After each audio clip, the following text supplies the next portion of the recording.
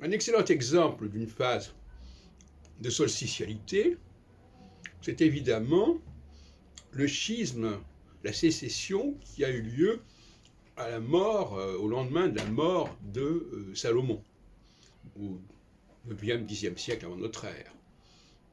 À ce moment-là, ce qui faisait unité, c'est-à-dire ce royaume de Salomon, qui englobait l'ensemble de cette région, va être coupé en deux, enfin en deux si on veut, parce que ce n'est pas exactement des parts égales, en tout cas entre un royaume d'Israël au nord sécessionniste, qui refuse la domination, la suzeraineté du sud, le sud représenté par Jérusalem, représenté par la royauté, la dynastie issue de David, eh bien cela n'est plus accepté.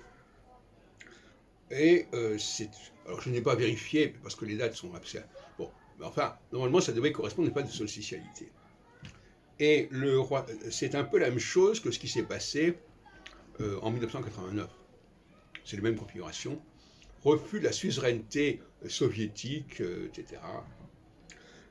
Alors, ce qui est intéressant, c'est que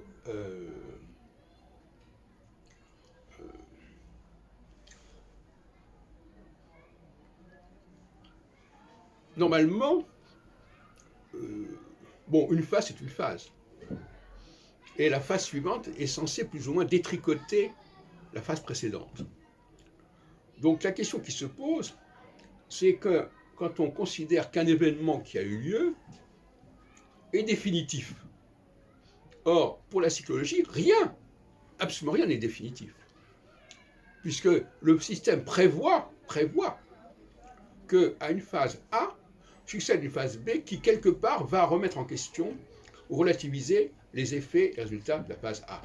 Et inversement, A, B, etc. Bon. Donc, pour la philosophie de l'histoire que je développe ici, qui est sous-jacente, il n'y a aucun événement définitif. S'il est définitif, ça n'est pas du fait de la psychologie. Parce que la psychologie, elle n'est jamais dans le définitif.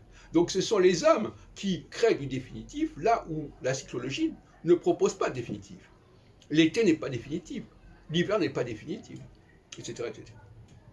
Donc là, nous voyons bien que le tort d'un certain nombre d'astrologues, c'est de s'appuyer sur des comportements qui ont tendance à considérer comme définitifs un certain nombre de situations et d'événements, et de mettre l'astrologie au service de cette illusion, de ce fantasme de définitif. C'est là qu'il y a un problème.